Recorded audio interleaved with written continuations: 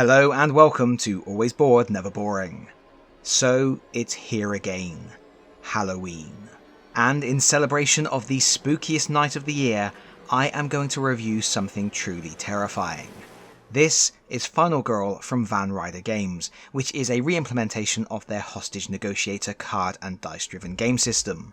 It's a solo experience, as you might expect from the name, in which you take on the role of an ordinary girl who must, in classic horror movie style, survive an extraordinary event.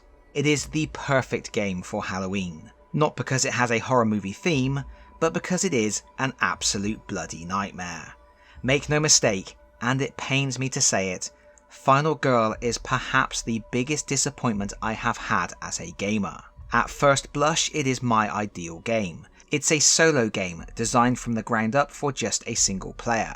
It has relatively streamlined rules, and it has a theme that really appeals to me. Horror movies are the one thing I love as much as board games.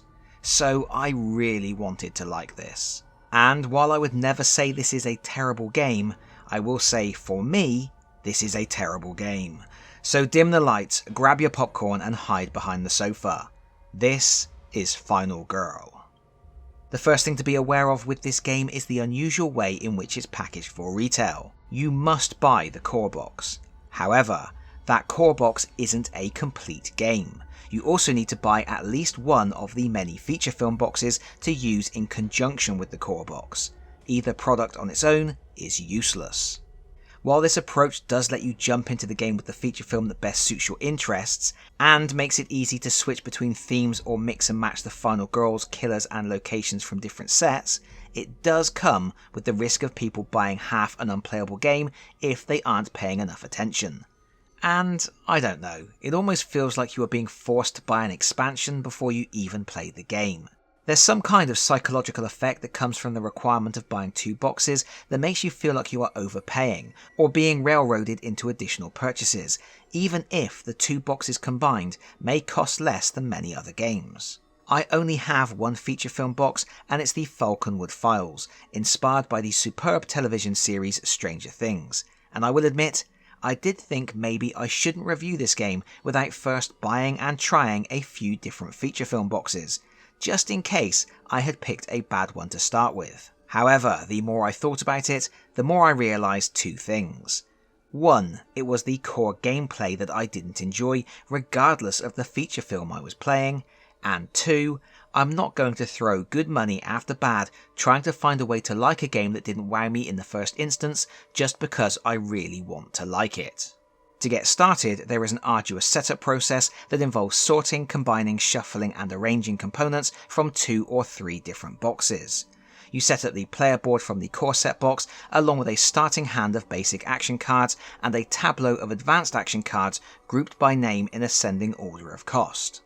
Next you choose a Final Girl, a killer and a location from the feature films you own, and you set up the killer board, the location board and add in various cards such as items, events, a deck of terror cards, your Final Girl profile card, any bonus action cards unique to the scenario, a finale and a dark power card for the killer board, and more.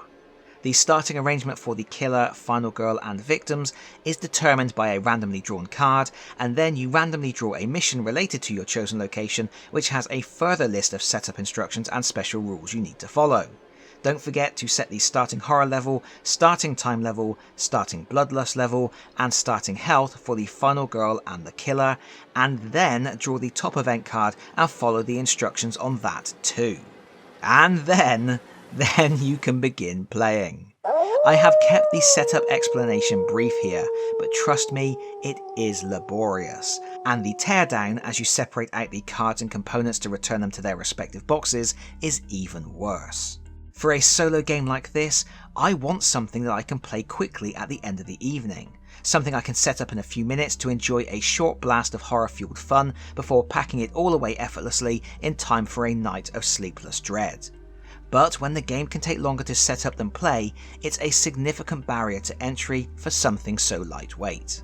Furthermore, despite all the tiny fiddly components and small boards, this game is a surprising table hog. It seems to sprawl way more than I would have expected, and as a result, it feels less accessible than I would have liked. Gameplay, however, is exceptionally straightforward and flows nicely. First, there is an action phase. During this phase, you can play cards from your hand to do stuff. If you don't have the right cards, you can't do the stuff. At the start of the game, you have these 6 basic action cards. So let's say we want to start the game by walking. We play our walk card and then we have to make a horror roll. You will make a horror roll when you do anything in this game. And yes, that does mean in this case we are rolling to move. And if you thought traditional rolling to move was bad, you ain't seen nothing yet. The number of dice you get to roll is based on the current horror level.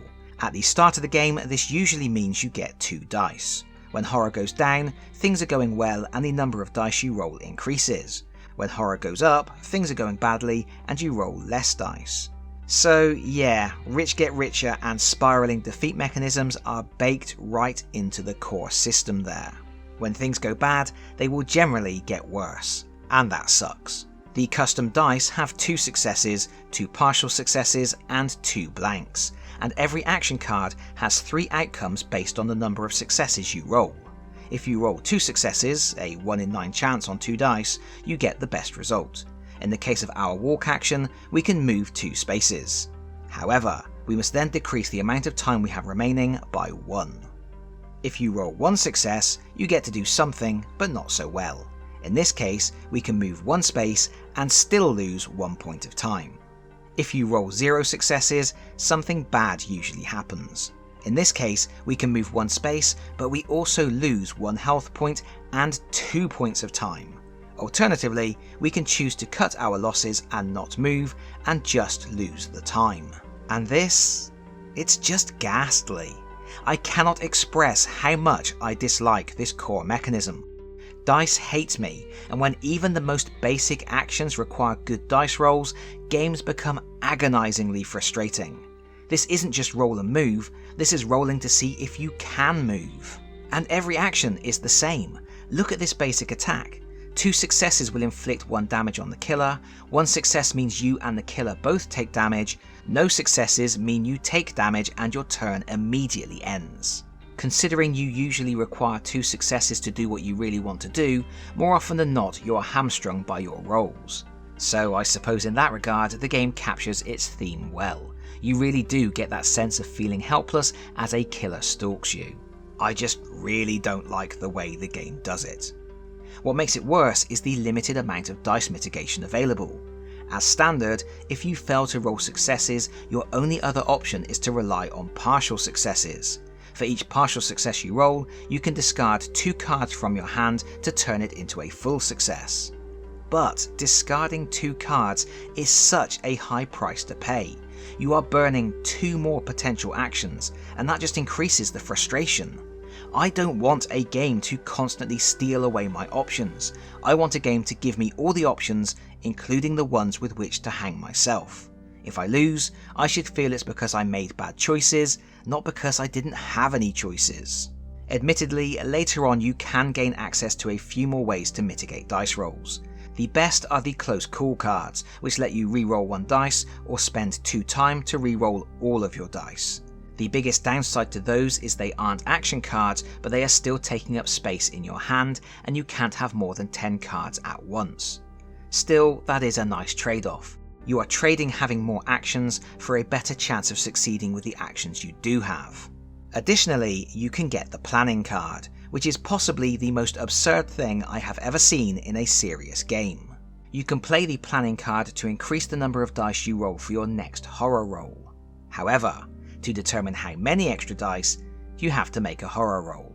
And if you roll no successes, you will lose time and the horror level will increase, which could potentially result in you having less dice to roll. So you are rolling dice for a chance to potentially roll more dice. And you may end up having to play dice mitigation cards to mitigate the roll you are making to get better mitigation on a subsequent...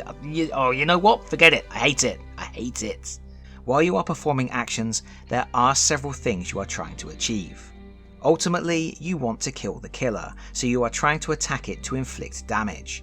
You can search key areas to gain decent weapons and equipment to aid you in that cause, but also you want to save the victims that are wandering around. Each time you escort a victim to an exit, you can place them on your final girl card to gain a one-time perk. Once you have saved 4 victims, you can flip your final girl card to gain a special ability that lasts for the remainder of the game. And that is good design. You have strong incentives to save victims so you aren't always focused on fighting and looting. It does somewhat contrast with how classic horror films portray the final girl though. Normally, the final girl starts out rather weak or submissive, and she gains her strength and resilience by watching the people around her fall, not by being a badass and saving them. After playing all of your actions, you move on to the planning phase. In this phase, you can use any time you have left on the time tracker to buy action cards from the tableau. Don't have any time left? Well, it sucks to be you. Note that the basic cards you started the game with have a cost of 0 time, so you can always take those back into your hand. But cards you played this turn are not returned to the tableau until after the planning phase, so you can effectively only use those cards every other turn.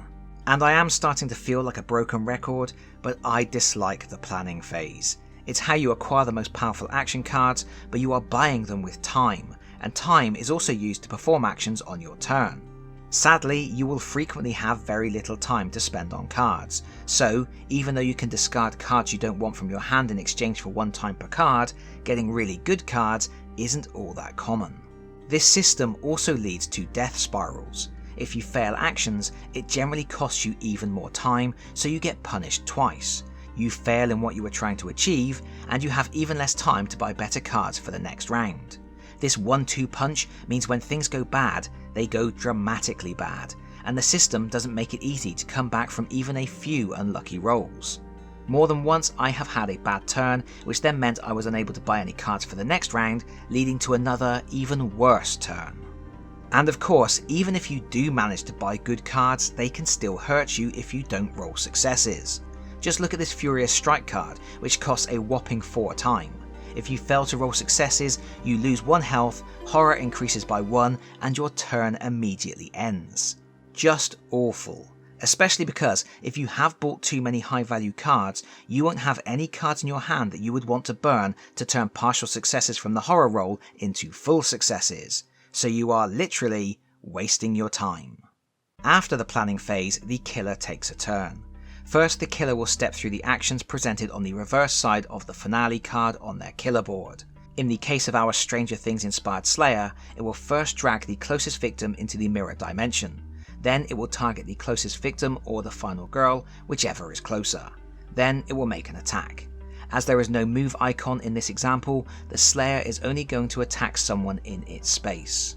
The strength of the attack, and the killer's movement value, is determined by the current Bloodlust level.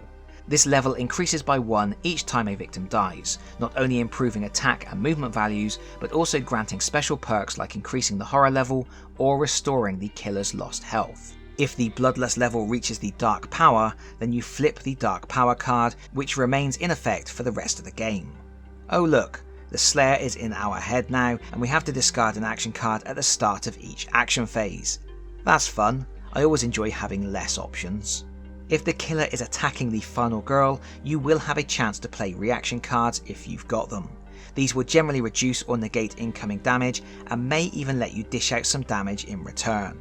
And I do have to mention some neat stuff about taking damage here. Both the final girl and the killer have a final health token, which is used to simulate various aspects of a classic horror movie. As the killer and the final girl take damage, she will become more desperate or more determined, and this is reflected in the number of horror dice she can roll. If either the killer or the final girl has been reduced to just their health token, horror rolls are made with 1 additional dice. If they have both been reduced to their health token, horror rolls are made with 2 additional dice. Furthermore, when either of them take the final point of damage that would normally kill them, they get to flip over their final health token. If it's blank, they are dead, but if it shows a number of heart symbols, they dig deep and they come back from the brink of death for one final showdown. And I really like that. It's superbly thematic and works well. Anyway, after the killer has activated, you draw a terror card and resolve the effects from top to bottom. These cards often add fresh victims to the board, ask you to draw an event card, or let the killer take additional actions. You then check to see if any victims panic. If the killer took out at least one victim this turn, you roll a horror dice for each victim on the killer's space, and they move to adjacent locations based on this roll. There is then an upkeep phase. In this phase, if there are no terror cards left in the deck, you enter the finale. You flip the killer's finale card, take note of its new set of actions and any other special abilities it may gain, and then play continues. This goes on until the final girl or the killer is dead. And I need to be very clear here, this is a clever game. The way a lot of the rules interact is excellent. There are so many little flourishes that work in unison to capture the essence of a horror movie despite an often minimalistic presentation. The way you get to roll more dice in the frantic final moments when you or the killer are close to death. The final health token that you flip, which will sometimes see the killer lurch back into action one last time. The finale card that you flip in the endgame, granting the killer new powers. The way you rescue victims for perks, eventually giving you the strength and personal conviction you need to unlock your final girl ability. The little nods and in-jokes, like the terror card that suddenly sees 2 new victims appear at the swimming pool because they had been off together in the changing room the whole time. It's so well thought out, and while a lot of the cards are just text and iconography, the artwork you do get is uniformly excellent and sells the theme. There is just so much to like here, it should have been a slam dunk. But damn it, I just hate that central action card and horror roll mechanism. For me, one of the greatest failures of the game is that the system challenges you not by letting you do what you want to do and then reacting to it, but by preventing you from doing those things in the first place. Rather than having a wealth of choices and learning when to use the right one at the right time, your choices are confined and constricted until you can only do what the game is letting you do. As a result, you don't end up feeling like you won or lost because you made good choices, but rather you won or lost because your luck dictated what your choices could be. When even your ability to move is driven by luck and can result in something bad happening, you stop planning and you start reacting. And at that point, you aren't playing the game is playing you. And that just doesn't work for me. It leads to frustration. So I started wondering, perhaps frustration is part of the experience. Perhaps being denied full autonomy of your character was the point, a sort of tabletop simulation of what it's like to watch a movie rather than to be in a movie. We've all watched horror films where the lead characters do stupid things, or they attempt to run away but fall over and break their leg. We have all had those moments where we are screaming at the screen for the heroes to wake up and do the right thing. Maybe, I thought, maybe Final Girl is being too clever for its own good in attempting to capture that feeling of hopeless voyeurism. That being the case, I played the game again trying to view the experience from the outside. I wasn't playing to win, but simply to see what happened to my Final Girl. But then it all felt pointless. I had emotionally disconnected from the gameplay and I just didn't care anymore. And when I stopped caring about horror movies, a product has truly failed. But that is it from me for now. Thank you so much for watching and happy Halloween. If you liked the video, please consider pressing the like button. If you really liked the video, please consider subscribing if you don't already do so. And hopefully, I will see you all again very soon. Bye bye everyone. Bye bye.